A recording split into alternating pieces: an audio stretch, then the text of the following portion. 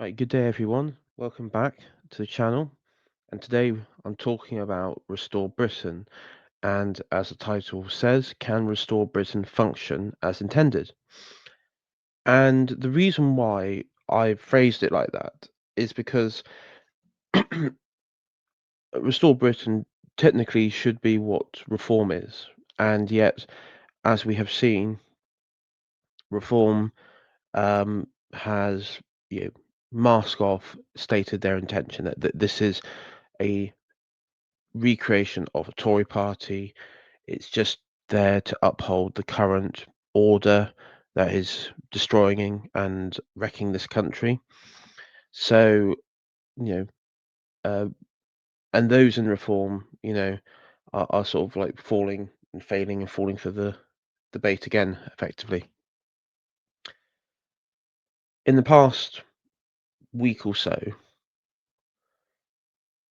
Rupert Lowe, who is the MP for Great Yarmouth, who was in reform and removed, from reform, as it appears to be now, for wanting mass deportations of foreign criminals, particularly those referenced in sex-based related um, crimes, has now you know it's come out from Farage himself that that position was too extreme, and that was one of the reasons why um, he was removed, and also admitting that the whole police investigation was a total fabrication, made up. So now Rupert has set up his movement. I think it was a year ago, Restore Britain, as like a pressure group sort of movement.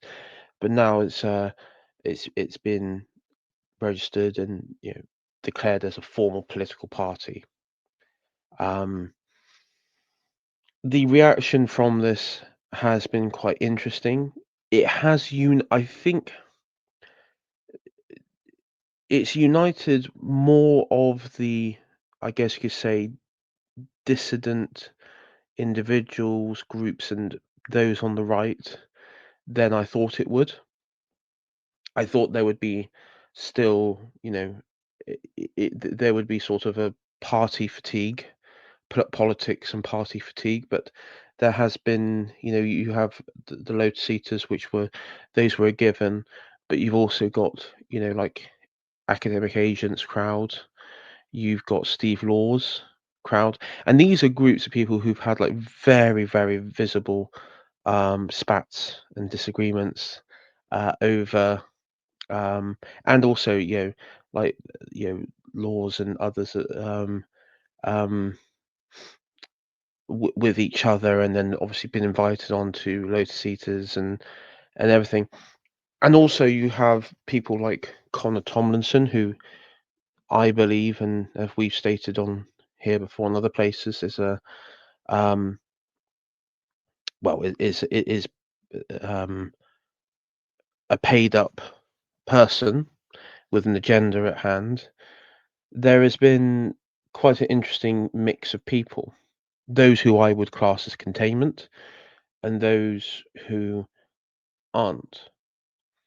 And one thing is that I've seen some, but I haven't seen much in the way of the usual suspects that like to get in on the action on the right. In fact, it's that largely it's been rather quiet on that front. Now, if you take the likes of Tommy Robinson and co, he's what fled off to Spain or something, and that storyline has been he's fleeing an ISIS assassination team in Britain or something that's after him.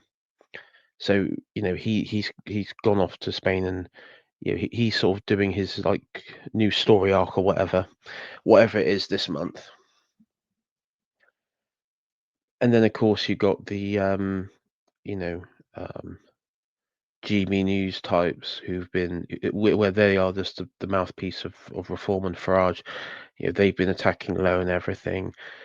The one thing that it has been quite interesting though, and I do wonder if there is a level of coordination to this. When Lowe announced the formation of the party, and I know the Lotus Eater boys, Carl, Bo, others stated that they didn't know, but they knew something was going to happen.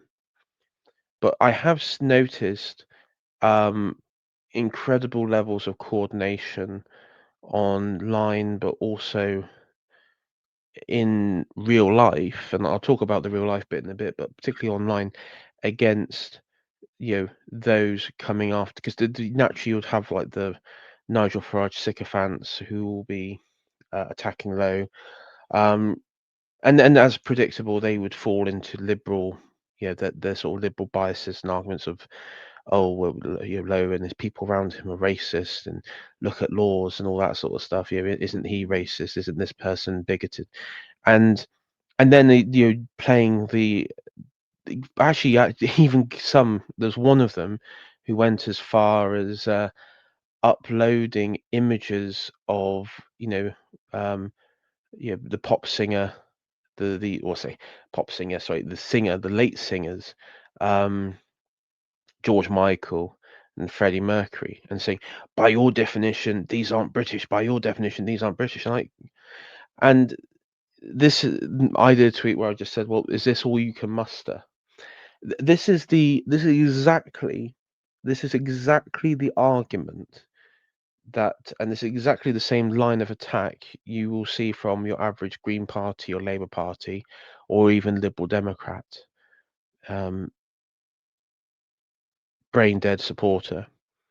I mean, God knows we have to contend with every St. George's Day the same, uh, you know, low IQ little spurg out from usual suspects to wind people up that he was a Turk, that he was an immigrant, or some bollocks like that.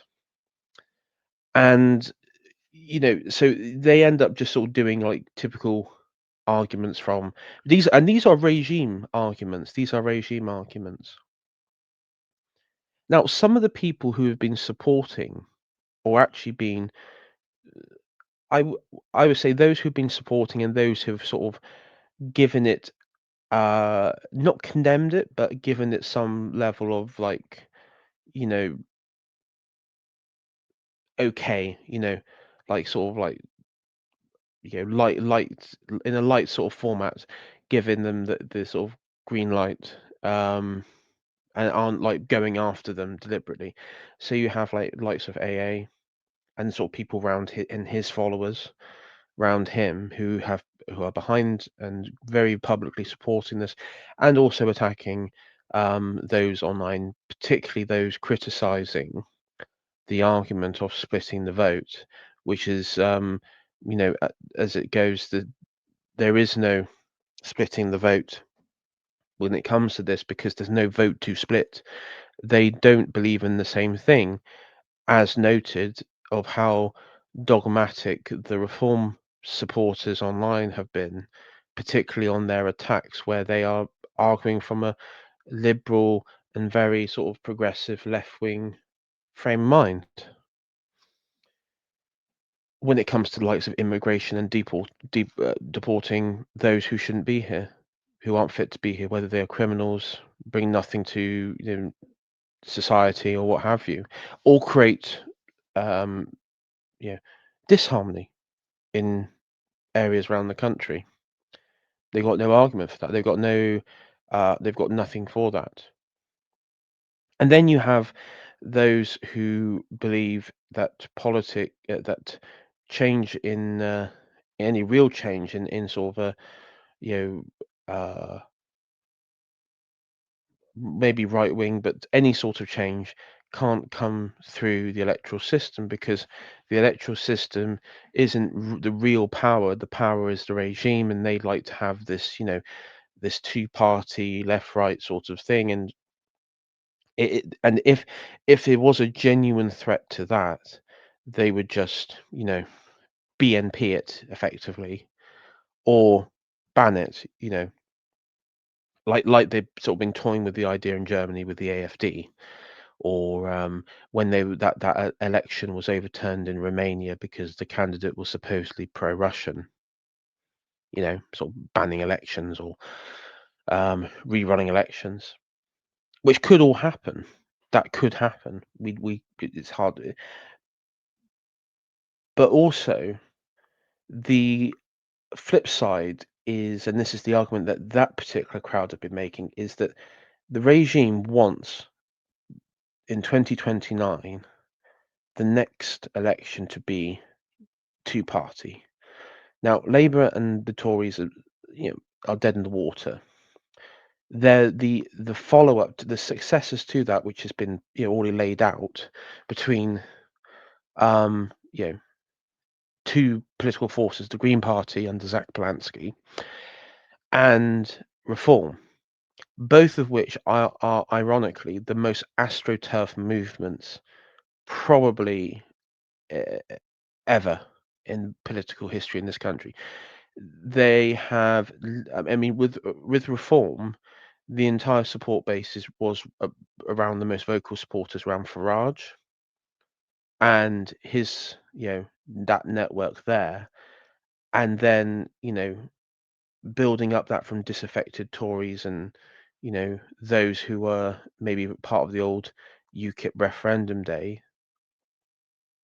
So you have a bit of, but effectively it's Farage and his mates from the city and the merchant, banks and what have you, and the old network that he had before. When he's not betraying, you know, people who are all his colleagues, and sort of, betraying them every step. On the flip side, with Zach Polanski, the Green Party entirely comes out of, you know, um, the sort of, I guess you could say, the pressures from the Green lobby, but also big progressive cities, towns like obviously Brighton and um, Bristol, and most likely also parts of London and Manchester and what have you. So it will grow between now and then. That entire movement, though, again, it is as we have seen with a lot of the Green movement, Extinction Rebellion, and everything.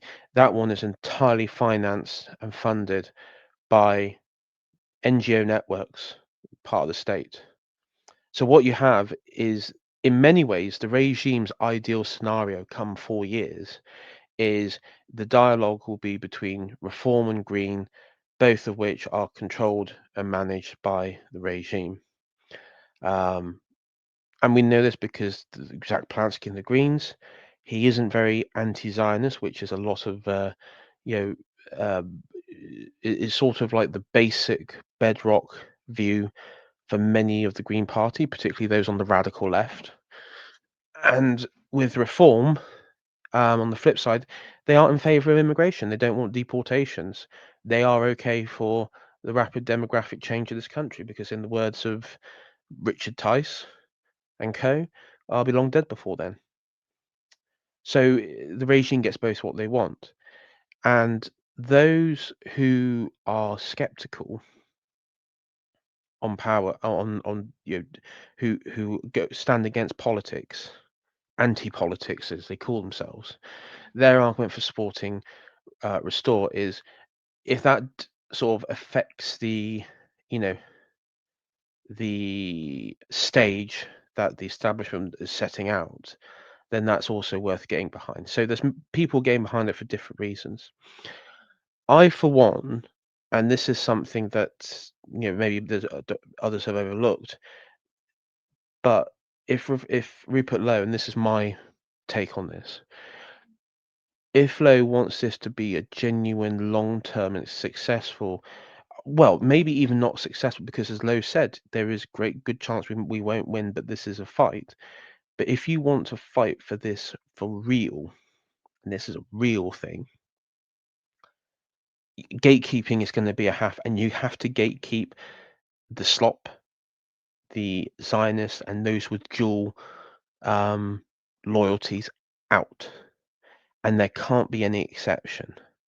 I don't just mean Connor, there is a lot of them who have their foot in, well, they have their entire heart and soul in various groups, foundations, and also, you know, in other places. They are as globalized as anyone else.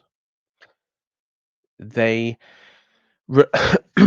Lowe must keep those people out and have a genuine network of British people. I mean, number one, they have to be British.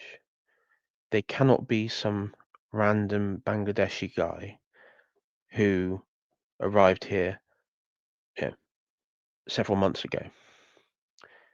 And it can't be that whenever there's, you know, you can't have within the party little pressure groups for minorities. You know, it can't be, one attack, you know, or one incident cannot trigger some sort of pathetic reaction to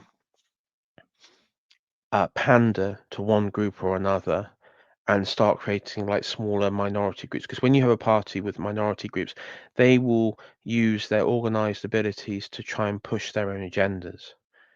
The English people who are not allowed a minority group and the British people at large in reform, their voices already are starting to be have been drowned out. I mean, it's barely even been allowed anyway, but it's been drowned out. And they have accepted that Tory MPs, and not just any Tory MPs, but the worst, absolute worst of the worst.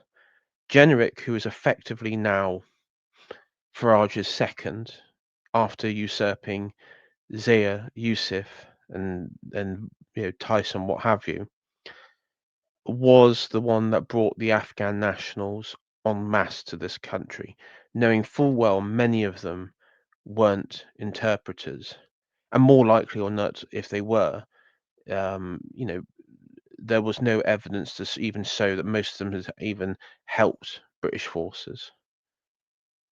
You know, with even a risk of those in the security service saying that they could be Taliban or God knows what else. And we have seen in places like Warwickshire and others where Afghan migrants have been arrested for crimes, some even serious sexual crimes like rape. And these are the people that Reform are bringing in. These are the people that are going to change, the ship of Britain. That isn't that's not realistic. That's not going to happen. And I fear that if I fear Restore could go in a similar direction.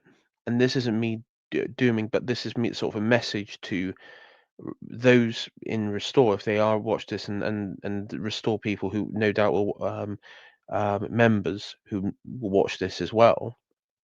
My message is you have to keep those out, and they're going to, and the thing is, they will try and get into the party. They will try and get into the party and tank it. They will try and usurp people from within to gain control of, maybe even branches or positions, and they will try and they will do the bidding of the regime of the state. You won't be able to keep all of them out, but and in some ways you could probably get away with them as foot soldiers or something like that. Even though that would not be an ideal thing, but you cannot allow them in the inner sanctum of power or in any aspect of power within the party. If you imagine it like a ring of steel, like several rings of steel, where you have like the inner, so that would be Low and whoever his current people at the moment, and then you have outer and outer. You cannot compromise. You could probably have like the outer limits, but you cannot compromise anything towards the center within the party. To do that would just, you know, it will effectively become Tory Party 2.0. At this point, you'll have three Tory parties. You'll have the Tory Party and Reform, and then this. This has to be a national party for the British nationals and nothing else. It has to be exclusive. It has to be, in some ways, very, very harsh. Because look at this country at the moment. Look at this country, its towns and its cities. Niceties and pleasantries is what's led to this, and this is the thing. We have to be harsh about this, and I do like Lowe's rhetoric when it comes to this, because if we don't, the, I mean, when the people say that the country's done, it's even worse than that. It's the British. There will be no British people left. I genuinely think that that will happen, and that is why the stakes of all this. It can't be just used as. I mean, we can't allow this to become another media grift, and people, Restore Watching will also have to, and I do believe that they believe this, that this cannot become another grift, that this has to be the final stand, because this is the final stand. There is nothing after this. And I think that's something that, I think why we've seen quite a bit of unity, more than I expected, is I think in the hearts of many, particularly those who were in the Homeland Party and others, particularly across the national right, whether they be, nationalists or very, ethno-nationalists, or European white nationalists.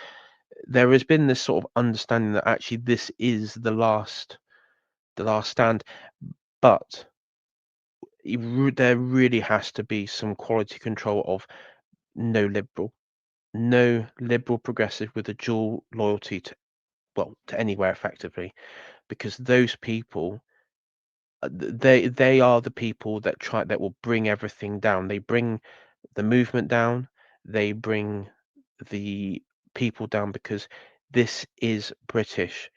If you are half this and half that, and you don't like the absolute nature of the British, expression in politics here, Restore has to have that will and strength to say, then get out and go. So that's my take on it. Thank you everyone for watching, and I'll see you all next time.